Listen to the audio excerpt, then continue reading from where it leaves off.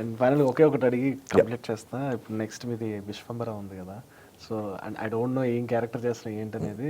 చాలా డేస్ తర్వాత చిరంజీవి గారితో చేస్తున్నారు. What is the work style ఏంటి అసలు? అంటే ఒకటి ఏంటంటే అండి, ఇప్పుడు కోర్టు సినిమాతో పోలిస్తే కోర్టులో ఒక సీన్తో సమానం అందులో నేను చేసిన క్యారెక్టర్ అంతా కలిపి లెంగ్త్ పరంగా. ఓకే.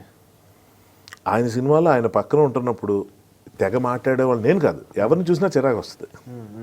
ఆయన డ్యాన్స్ చేస్తున్నప్పుడు పక్కన ఇంకెవరు డ్యాన్స్ చేసినా చిరాకు వచ్చేస్తుంది. అంటే ఏంటంటే కొన్ని పనులు మనం ఎక్స్పీరియన్స్ చేయడానికి అక్కడికి వెళ్ళాలి. ఆయనతో పరిచయం అయిందా, ఒక 20 రోజులు 25 రోజుల పాటు ఆయనతో కూర్చొని ఉన్నామా, పర్సనల్గా ఆయనతో కూర్చొని లంచ్ చేసామా, ఇంతకు మించి ఫ్యాంటసీస్ నాకు లేవు ఆ సినిమా వరకు. బాలకృష్ణ గారితో 25 ఏళ్ళ తర్వాత మొన్న చేశాను డాకు మహారాజ్. 25 ఏళ్ళలో నేను ఫస్ట్ టైం నేను హైదరాబాద్ వచ్చిన తర్వాత సెల్ ఫోన్ నేను కొనుక్కున్నప్పుడు నూతన్ ప్రసాద్ గారికి బాలకృష్ణ గారు నా సెల్ ఫోన్ కాల్ చేస్తే నేనైతే బాలకృష్ణ గారితో మాట్లాడా. ఫస్ట్ నేను మాట్లాడిన హీరో ఆయన. 25 ఏళ్ళు పట్టింది ఆయనతో కలిసి పనిచేయడానికి. So certain films are meant to be celebrated. ఇందులో క్యారెక్టర్ ఎలా ఉంది, ఎక్స్పీరియన్స్ ఎలా ఉంది, nothing comes into the mind. ఆ రోజు వెళ్ళామా, వాళ్ళు వస్తున్నారా మనకు తెలుస్తూ ఉంటుంది.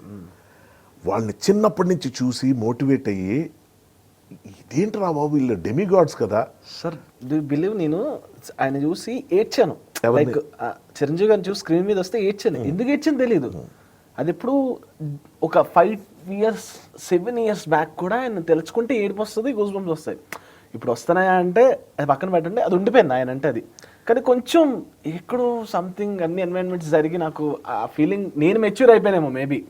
ఆ రాక నేను కొంచెం ఎదిగి ఏజ్ పరంగా అది అయిపోయినామో. కానీ ఒక టైంలో ఏడ్చాను. ఒక యాక్టర్ చూసి ఏడొచ్చా ఏంటి, ఏం చేయకుండా నిల్చుంటే ఏడుస్తారు ఆయన చూసి. కార్తికేయ తెలుసు కదా హీరో, అవును.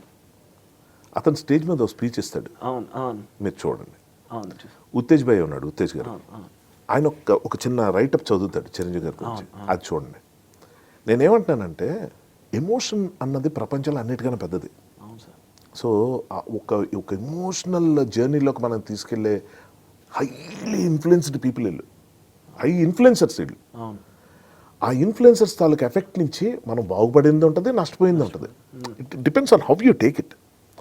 సో నేనేమంటానంటే మీరు ఎలాగైతే ఎమోషనల్ అయ్యారో కొన్ని సినిమాటిక్ సీన్లు ఉంటాయి. ఇది నేను చెప్తే మీకు హాస్యాస్పదంగా ఉంటుందన్నా కూడా చెప్తా. చిరంజీవి గారితో నేను పనిచేశాను అని తెలిసిన తర్వాత మా ఊరు వెళ్ళిన తర్వాత ఒక వ్యక్తి నన్ను కలిసి నీ చిన్నప్పుడు ఫ్రెండ్ అని గుర్తు చేసుకుంటే నాకు 5% అది బిలీవబుల్గా అనిపించింది. నాకు ఆ ఫేస్ గుర్తుపట్టలేకపోతున్నా. సరే వచ్చాడు కదా ఏదో పట్టుకుని కొంచెం గట్టిగా రిక్వెస్ట్ చేసి వచ్చాడు త్రూ ఫ్రెండ్స్. చిరంజీవి గారితో యాక్ట్ చేసావు కదా భయ్యా నువ్వు అంటే చేశాను, అది ఇదని షేక్ హ్యాండ్ ఇచ్చి ఉంటావు కదా అన్నాడు. నెక్స్ట్ సీన్ ఏంటో నాకు అర్థమైపోతుంది. చెయ్యి అడుగుతున్నాడు, ఇస్తే ఆ చెయ్యిని అలా అప్రూపం పట్టుకొని కళ్ళలో నీళ్ళు పెట్టుకున్నాడు. ఇది నిజం. ఎలా డిఫైన్ చేస్తాం దీన్ని? ఇలాగ అతను బయటికి వెళ్ళగానే పక్కన ఫ్రెండ్ నీకన్నా పెద్ద యాక్టర్రా అన్నాడు. మనసు విరిగిపోయి వీటితో మాట్లాడడం మానేశాను. ఇది కూడా అతిశయంగా ఉంటుంది. ఎందుకంటే అంత ఇన్సెన్సిటివ్ అయిపోయారేంటి, ఎక్కడో ఉన్న యాక్టర్ అతనికి వీడు ఎవడో కూడా తెలియదు. నేను ఈ విషయం చిరంజీవి గారు చెప్పిన ఆయన కూడా అవునా అంటారు. ఎందుకంటే ఇలాంటి కొన్ని కోట్లు, అంతేగాని ఆయన ఎవరది ఎక్కడున్నాడు ఒకసారి పిలువు నేను కలుస్తాను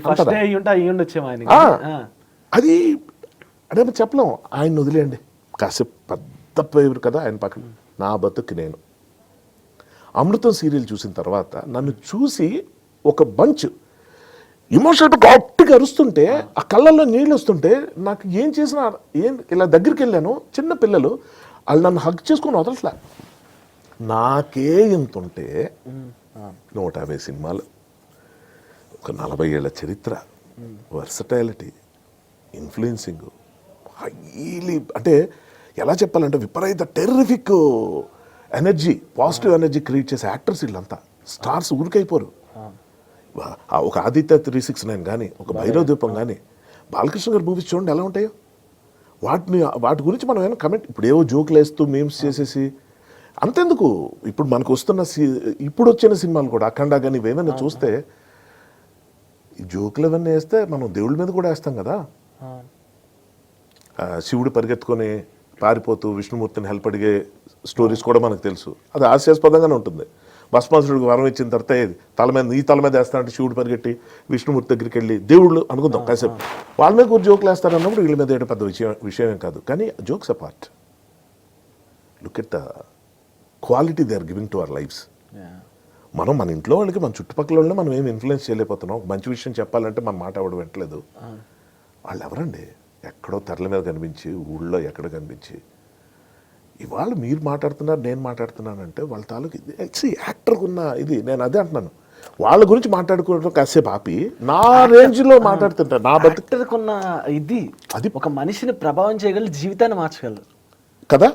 కానీ నేనేమంటానంటే I give the entire credit to audience. సంబంధం లేకుండా వాడు ఎందుకు అంత ప్రేమించాలి మనకి? వాడు ఇచ్చే 50 రూపాయలకు ఈరోజు 150 రూపాయలు అయింది, ఆ రోజు 50 రూపాయలతో మొదలు 5 రూపాయలతో వాటెవర్. కరెన్సీలో రేట్లు మారుతున్నాయి కదా తప్ప, ఆడు వెళ్ళి అదే అభిమానంతో టికెట్ కొంటున్నాడు, నచ్చపోతే ఏడుస్తున్నాడు, నచ్చితే ఆనంద బాష్పాలు పెట్టుకుంటున్నాడు, నవ్విన ఏడ్చినాడు, కన్నీళ్ళే వస్తున్నాయి, ఆడు గుండెల్లో ఎప్పుడో ప్లేస్ ఇస్తున్నాడు. ఆడియన్సే ప్రేక్షకులకు మించి, ప్రేక్షకులు ఉంటేనే వీళ్ళంతా